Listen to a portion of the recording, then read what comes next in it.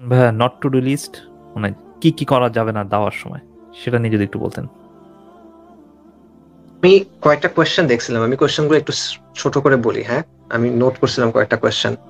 So একজন ভাই question করছিলেন, এটা কোয়েশ্চেন এটা একটা মন্তব্য ছিল যে শরিয়া পর্যন্ত যেতে হইলে বা আমরা যে পূর্ণাঙ্গ সমাধান সব মুসলিম চায়, পৃথিবীর সব মুসলিম, সেটার জন্য তো আগে মানুষকে বোঝাতে হবে, এরকম একটা কথা উনি বলছেন এবং এটা সত্য কথা।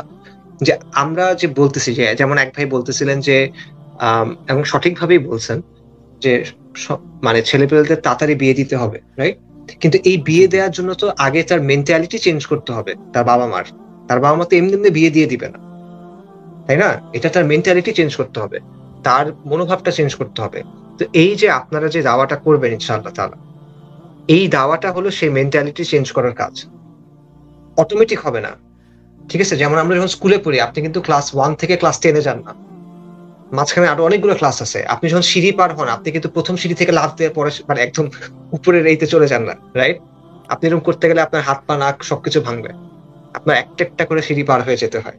সো এটা হলো ওই যে মনোভাবটা চেঞ্জ করা, সমাজের মনোভাবটা চেঞ্জ করা, সমাজের চিন্তাটা চেঞ্জ করা, রাইট? সমাজ এখন মনে করতেছে আমার দরকার হলো দুনিয়াতে ডিগ্রি, গাড়ি ঘোড়া, স্ট্যান্ডার্ড অফ লিভিং, বিদেশে যাওয়া, পিআর পাওয়া ইত্যাদি। এগুলোই তো ভাবে এখন সমাজের মানুষ, এটাই শেখানো হচ্ছে তাকে। এভাবেই বাবা মারাও তার সন্তানের জন্য এসব চায় এখন, তাই না? তো এখন এইটা, ঠিক। আমি যেটা বলছিলাম, তার ফিতরা নষ্ট হয়ে গেছে। এখন এটা আপনার ঠিক করতে হবে, এটা ধাপে ধাপে হবে, এটা একদিনে হওয়ার চান্স কম। আপনি আজকে বলছেন কালকে হয়ে যাবে এমন না। তো এই যে এই কাজগুলোর কথা আমরা বলতেছি, এটা হলো এই ফার্স্ট ধাপটা।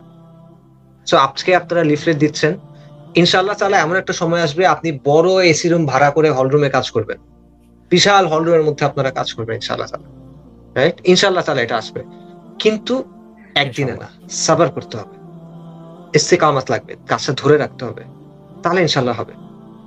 এটা হলো একটা। আরেকজন ভাই কোয়েশ্চেন করছিলেন যে এই যে এই ভ্যালেন্টাইন্স প্রজেক্ট শেষে এই টিমটাকে, মানে কেউ যদি টিম বানায় কাজ করে, এটা কিভাবে সামাজিক শক্তি হিসেবে গড়ে তোলা যায়। সো এটা আসলে, এই যে একটা আমি শুরুতে বলতেছিলাম যে একটা কমিউনিটি তৈরি করা, এটা হলো ওই সামাজিক শক্তির প্রথম ধাপ।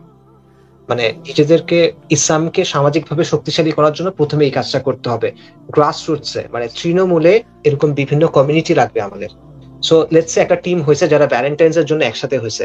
ভ্যালেন্টাইন্স শেষ, এখন কাজ শেষ এমন না, না এমন না, নেক্সট মাসে অন্য কিছু নিয়ে কাজ করে, ঠিক আছে? তারপরে মাসে অন্য কিছু নিয়ে কাজ করে, তারপরে মাসে অন্য কিছু নিয়ে কাজ করে।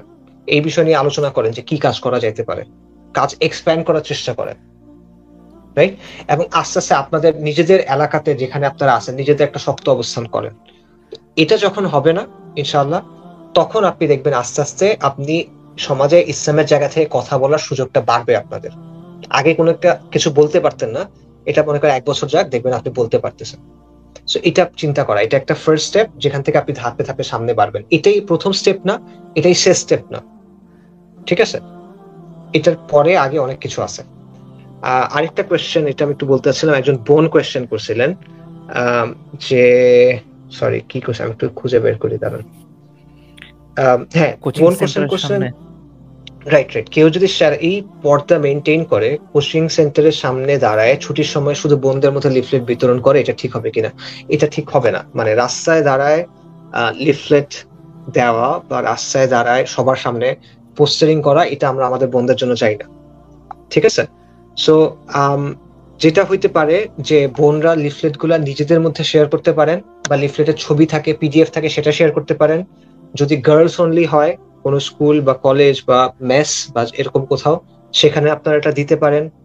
আম, অথবা আপনারা আলাদাভাবে যেখানে শুধুমাত্র মেয়েরা আছে, যদি এমন কোনো সিচুয়েশন থাকে, সেখানে মেয়েদেরকে দিতে পারেন। কিন্তু যখন মিক্সড একটা সিচুয়েশন বা রাস্তার মধ্যে, আমরা এটা আমাদের বোনদের জন্য চাই না যে তারা রাস্তার মধ্যে এটা দিবেন। আহ এটা আমরাও চাই না তাদের জন্য। সো এটা আর কি একটা বিষয়।